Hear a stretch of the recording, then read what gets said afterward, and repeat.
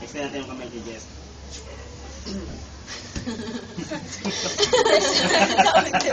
Nabuka. Congrats, Jess. Lord, thank you, Lord, for this new day sa panibagong taon din na pinagano'n mo kay Jess, Lord.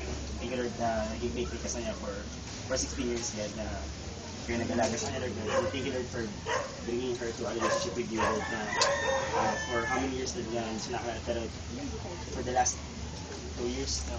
Lord, nakakalala sa sa'yo, Lord. Thank you, God, na inabot mo siya, Lord. Even, Lord, thank you, Lord, na unti-unti mo siyang pinapalanin, Lord, God, na ngayon may ministry na siya. And I pray for more ministries, God, dati pa sa kanya, Lord, sa kids, sa music, Lord, and I pray even for more disciples na pagkakalang pa sa kanya. I pray for growth, Lord. I pray also that she will be a woman after her own heart, Lord. Lord, I also pray na, ngayon nga po, magagawin niya lahat, Lord, just to follow you, just to honor your word.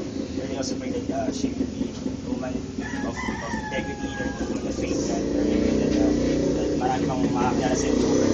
At bigas ka, Lord, yung isang na heart na ngayon, ano ba yung bigas isa na nasa puso niya ngayon, Panginoon, I pray for that, Lord. I pray even for her family, Lord, na someday, Lord, makasama niya yung buong family niya, worship Jesus. Lord, thank you so much for this day.